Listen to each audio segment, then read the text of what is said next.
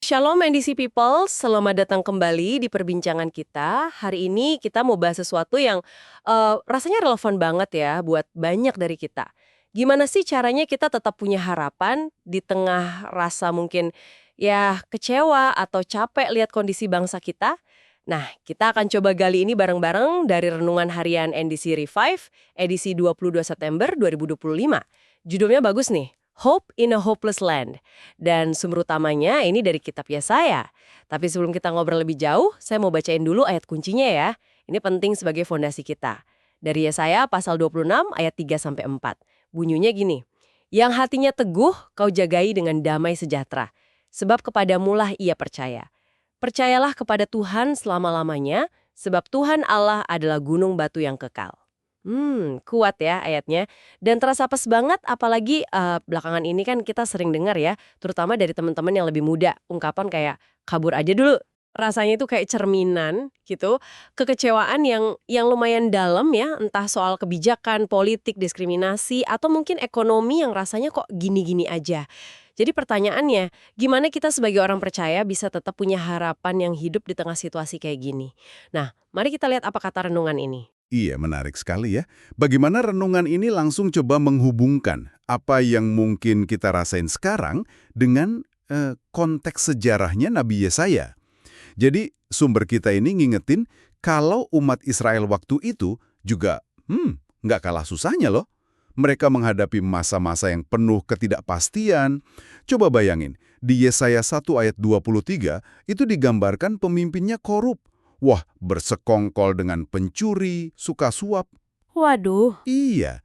Terus ditambah lagi kan ada ancaman invasi dari Asyur. Itu disebut di Yesaya pasal 7 dan 8. Bangsa yang kuat banget waktu itu. Jadi perasaan cemas, genting, terombang-ambing itu udah mereka alami juga. konteksnya ternyata mirip ya.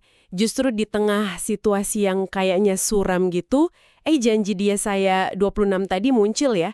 Tuhan bilang dia akan jaga dengan damai sejahtera, shalom ya, damai yang utuh, mereka yang hatinya teguh. Renungan kita ini nekenin, hati yang teguh itu hati yang fokusnya ke Tuhan, yang milih percaya sama dia lebih dari sekedar lihat keadaan sekitar, gitu ya. Betul. Jadi ini kayak ajakan buat kita, kalibrasi ulang cara pandang kita. Kan iya, kalibrasi ulang. Supaya nggak gampang down cuma karena baca berita negatif, atau lihat statistik ekonomi, atau kebijakan yang ya mungkin nggak sesuai harapan kita. Jadi ini bukan harapan kosong ya. Bukan sekedar optimisme buta. Harapan yang dibicarakan di sini tuh sebuah keyakinan yang mendalam. Keyakinan kalau Tuhan itu masih pegang kendali penuh, dia berdaulat, dia punya kuasa untuk mengubah, untuk memulihkan bangsa ini, separah apapun kelihatannya masalahnya. Oke. Dan yang penting lagi, harapan kayak gini tuh nggak bikin kita pasif. Justru sebaliknya, harapan ini harusnya mendorong kita bertindak. Sumber ini bilang, jangan capek doain kota dan bangsa kita. Tapi nggak cuma doa, kita juga perlu aktif jadi agen perubahan. Dimanapun kita ada, lakukan keadilan, berani bilang yang benar dengan kasih, terus tebar kebaikan, sekecil apapun itu. Jadi ada aksi nyatanya ya. Iya, ada aksi nyatanya. Dan satu poin lagi yang digarisbawahi sumber ini, yang menurut saya penting banget. Jangkar harapan kita yang utama itu bukan pada perbaikan sistem politik atau ekonomi semata. Ya, usaha ke arah sana penting, tapi bukan itu fondasi utamanya. Terus apa dong? Fondasi kita yang paling kokoh, yang gak bakal goyah, itu ya Allah sendiri. Yang Yesaya sebut sebagai gunung batu yang kekal. Gunung batu yang kekal. Iya, dialah satu-satunya yang pasti di tengah dunia yang ya serba nggak pasti ini. Sistem bisa gagal, pemimpin bisa mengecewakan, tapi dia nggak pernah berubah. Wah, ini pesan yang kuat banget ya buat kita semua yang mungkin lagi ngerasa capek atau tawar hati gitu lihat kondisi sekitar. Renungan ini kayak ngomong langsung ke Anda ya. Tuhan taruh Anda di sini, di bangsa ini, itu bukan kebetulan. Ada tujuannya untuk saat seperti ini, kayak Esther, gitu kan.